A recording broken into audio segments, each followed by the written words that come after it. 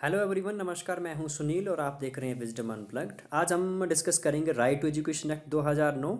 और काफ़ी important act है और यहाँ से काफ़ी क्वेश्चंस पूछे जाते हैं, चाहे वो टीचर्स के एग्ज़ाम हो या फिर कोई और एग्ज़ाम हो, यहाँ से क्वेश्चंस बनता है।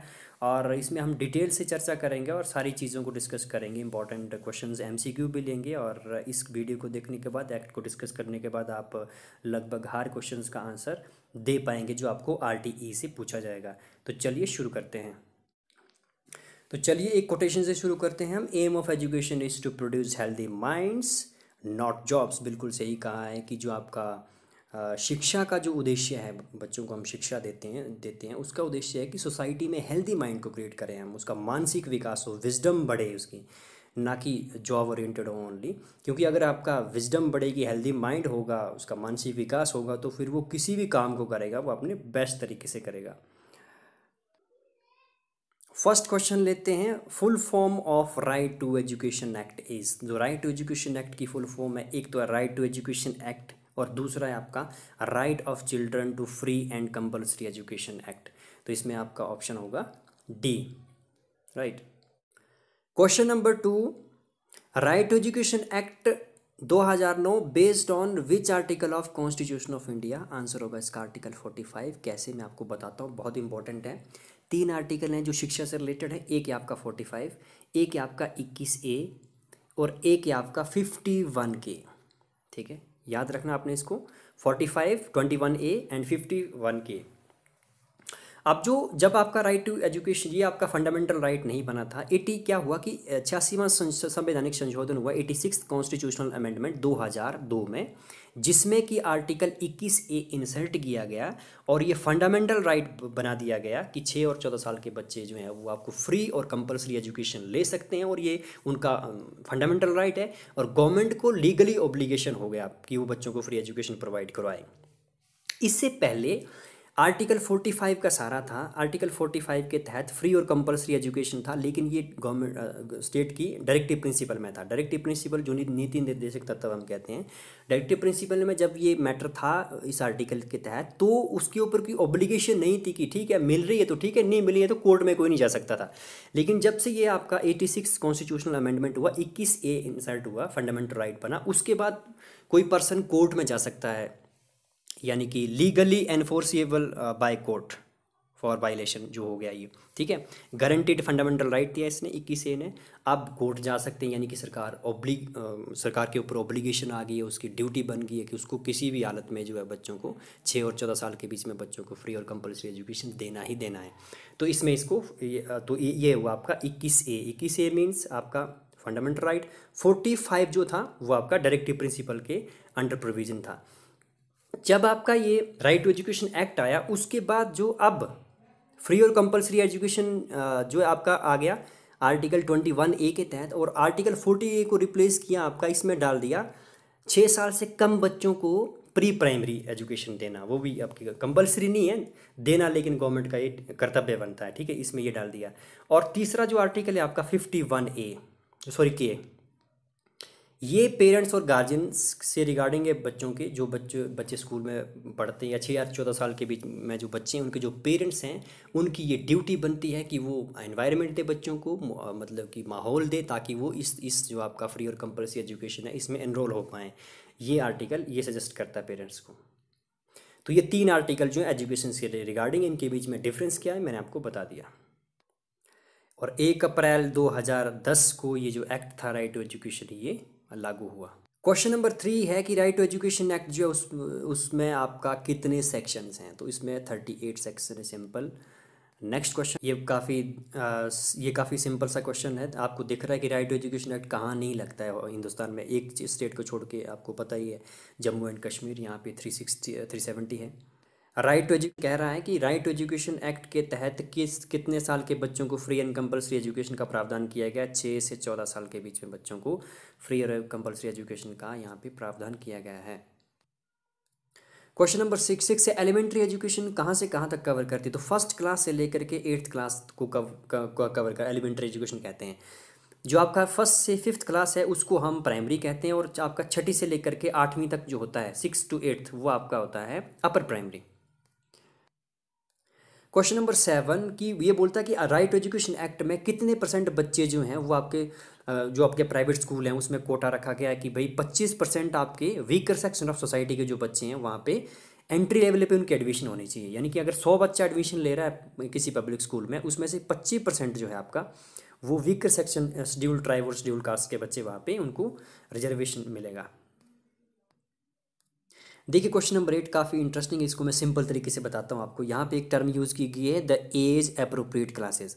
क्या होता है कि सपोज करो एक 10 साल का बच्चा है, वो स्कूल ही नहीं गया है और अब वो स्कूल जाना चाहता है, ड्रॉप गया ही नहीं है स्कूल, वो किसी मतलब आपके यहाँ से वहाँ दूसरी स्टेट में मजदूरी करने के लिए लोग जाते हैं अक्सर, उनके इस तरह के बच्चे की वो स्कूल में नहीं डालते हैं, तो वो स्कूल नहीं गया, अब उसको स्कूल जाना है, तो उसको स्कूल में एडमिशन मिलेगी। राइट एजुकेशन एक्ट ये कहता है कि उसकी उम्र के हिसाब से उसके जो बच्चे हैं क्लास है, यानी कि इसको मिलेगी 4th क्लास में एडमिशन, तो 4th में उसको बिठा दिया, अब उसको आएगा तो कुछ नहीं, तो कैसे उसकी, तो उसमें राइट टू एजुकेशन एक्ट में प्रावधान किया गया कि ऐसे बच्चों को फिर स्पेशल ट्रेनिंग दी जाएगी। स्पेशल ट्रेनिंग के तहत इनको पूरा कवर अप किया जाएगा, ताकि फिर आगे स्पेशल ट्रेनिंग के एग्ज़ाम होंगे, एग्ज़ाम असेसमेंट होगी, उसके बाद लगा इनको कि ये इम्प्रूव कर गया है तो उसको 5th में बिठा देंगे, या आपको 6th में डायरेक्ट इसको हम मैकेनिकली 6th में नहीं बिठा सकते हैं। यानी कि अगर 6th में एलिजिबल हो रहा है तभी 6th में बिठाएंगे, अगर ये 5th में एलिजिबल नहीं हो रहा है तो इसको 4th में या 5th में रखेंगे। यानी ज़बरदस्ती नहीं करेंगे बच्चे के साथ कि उम्र इसकी ये है तो इसको हम नेक्स्ट क्लास में भेज दें उसके नॉलेज के हिसाब से। क्योंकि अगर सपोज करो इसको 6ठी में बिठा दिया गया और इसको नॉलेज इवन 4th तक का नहीं है, तो वहाँ पर फिर ये ड्रॉप आउट के चांसेस बन सकते हैं, ये फिर स्कूल छोड़ देगा। तो इस प्रकार से असेसमेंट लेने के बाद उसकी मेंटल लर्निंग के अकॉर्डिंग उसको अगली क्लास में शिफ्ट किया जाएगा। तो इसका ऑप्शन होगा आपका स्पेशल ट्रेनिंग, इसको कहते हैं special training. School management committee का काफ़ी इंक्लूसिव रोल होता है आपका उसमें इसमें कहा गया है कितने % जो पेरेंट्स है वो स्कूल मैनेजमेंट कमेटी में होंगे, तो राइट एजुकेशन एक्ट में कहा गया है 3/4 यानी कि 75%। 3/4 होता है आपका 75%, तो 75% जो आपके वहाँ मेंबर होंगे आपके एसएमसी में वो पेरेंट्स होंगे उन बच्चों को जो स्कूल में पढ़ रहे हैं। क्वेश्चन नंबर नेक्स्ट, एसएमसी के स्कूल में एसएमसी है और मान लो उसमें 16 मेंबर बता रहा है यहाँ पे, ये 16 मेंबर हैं, तो उसमें महिलाएं कितनी होंगी, तो 50%। Directly right to education act में सीधा लिखा है कि आपकी स्कूल मैनेजमेंट कमेटी का 50% जो होंगी वुमेन्स होंगी, तो इसका 50% 16 का हुआ 8, तो इसका आंसर होगा 8। अब इसमें कहा गया है क्वेश्चन नंबर कि स्कूल मैनेजमेंट कमेटी का फंक्शन क्या होगा, सभी फंक्शन मॉनिटर करेगा वो, उसको एसडीपी स्कूल डेवलपमेंट प्लान में इसको आपकी प्रिपेयर करेगा, मॉनिटर करेगा, फंड कैसे जा रहा है, सब all of the above. Next question 12, teachers की क्या क्या ड्यूटीज़ होती हैं, सब उसकी regularity, punctuality, complete curriculum, assess the learning ability, all of the above, इसमें होगा आपका all of the above. Right to education act कहता है कि अगर टीचर आपकी एलिजिबिलिटी क्वालिफाई नहीं कर पा रहा है, कुछ का टैट नहीं या कोई भी जो राइट टू एजुकेशन एक्ट में जो एलिजिबिलिटी रखी है एक टीचर की, एलिजिबल टीचर ही जाएगा, अगर वो नहीं अपने एलिजिबिलिटी रख पा रहा है और टीचिंग कर रहा है वहाँ पे, तो उसको 3 साल का समय दिया जाएगा कि अपनी वो जो आपकी रिक्वायर्ड आपकी एलिजिबिलिटी है उसको क्लियर करें।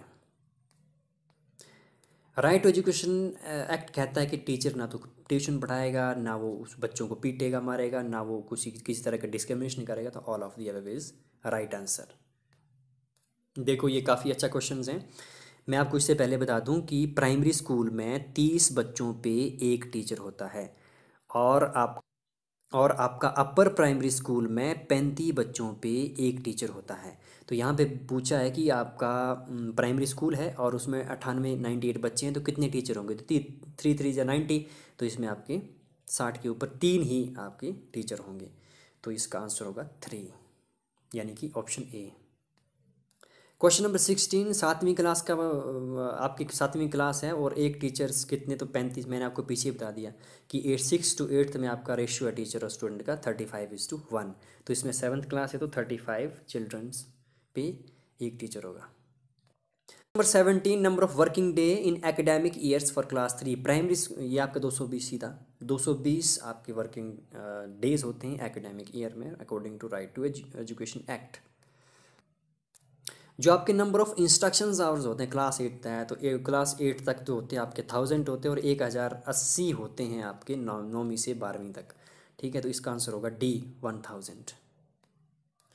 जो maximum number of working hours per week, एक हफ्ते में टीचर जो मैक्सिमम घंटे पढ़ा सकता है, दे सकता है कोई, उसको 45 है इसका आंसर। 45 घंटे से ऊपर उसको नहीं दिया जा सकता, ये टीचर को वर्कलोड ज़्यादा हो जाएगा। ये राइट टू एजुकेशन एक्ट कहते हैं।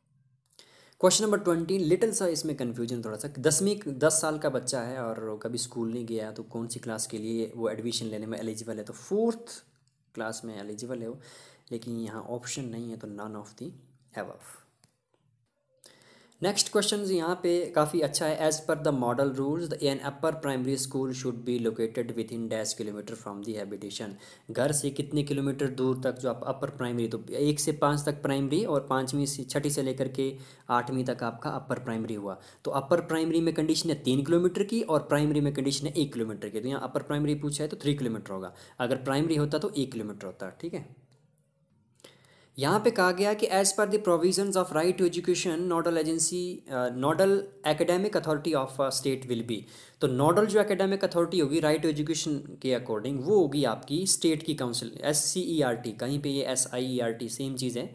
SCERT state council for educational research and training, and SIERT state institute of educational research and training. ठीक है, तो ये आपकी नोडल एकेडमिक अथॉरिटी होगी राइट टू एजुकेशन एक्ट की। Next question is very important. Under the right to education act child right and protection body कौन होगी state में? तो स्टेट में जो आपकी चाइल्ड राइट प्रोटेक्शन बॉडी होगी वो होगी आपकी SCPCR, state commission for protection of a child rights. ठीक है, SCPCR, option B. Next question is which one of the following is correct according to RTE। Right education evaluation process कैसी होनी चाहिए, और राइट एजुकेशन एक्ट क्या कहता है? तो राइट एजुकेशन एक्ट कहता है कि चाइल्ड को एक तो free, fair, trauma free, anxiety, चिंता मुक्त उसको शिक्षा देनी है। चाइल्ड सेंटर एजुकेशन होनी चाहिए। Medium of instruction right education कहता है कि मदर टंग होनी चाहिए एज फॉर एज पॉसिबल। तो इसका मतलब है ऑल ऑफ दी अबव, तो इसका आंसर होगा D. Right to education act 2009 में 2 चीज़ें और। फर्स्ट वन इज जो आपका फंडिंग है, फंडिंग में क्या है कि रेशियो है आपका 65:35, यानी कि अगर 100 रुपये का खर्च आता है तो उसमें 65 आपका सेंट्रल गवर्नमेंट खर्च करेगी और 35 आपका स्टेट गवर्नमेंट खर्च करेगी। और नॉर्थ ईस्ट के लिए ये प्रोविज़न आपका स्पेशल है, यानी नॉर्थ ईस्ट में ये रेशियो होगा आपका 90:10, यानी कि अगर नॉर्थ ईस्ट में आपका 100 रुपये का खर्च आता है उसमें 90 रुपये सेंट्रल गवर्नमेंट खर्च करेगी, 10 रुपये आपकी वो स्टेट गवर्नमेंट खर्च करेगी। दूसरी चीज़ मैंने यहाँ पे जिक्र किया था आपको आर्टिकल का, पेरेंट्स और गार्जियन के रिगार्डिंग आर्टिकल 51K बता रहा था मैं। ये आर्टिकल है 51A जिसमें K क्लॉज डाला हुआ है इन्होंने, इस तरह से है यही आर्टिकल 51A जिसमें K क्लॉज डाला हुआ है, और इसमें ये ड्यूटी है पेरेंट्स की कि वो आपकी अपॉर्चुनिटी प्रोवाइड करे इन बच्चों को। तीसरी चीज़ जो 2014 में ये अपडेट आई है कि जो आपकी कोर्ट की अपडेट आई है कि जो माइनॉरिटी के इंस्टीट्यूशंस हैं वहाँ पे राइट टू एजुकेशन जो एक्ट है उसके प्रोविजंस लागू नहीं होंगे। जो माइनॉरिटी हमारे हैं कंट्री में उनके जो इंस्टीट्यूशंस हैं वहाँ पे राइट टू एजुकेशन एक्ट के प्रोविजंस नहीं लगेंगे। ये कोर्ट की आपकी अपडेट है।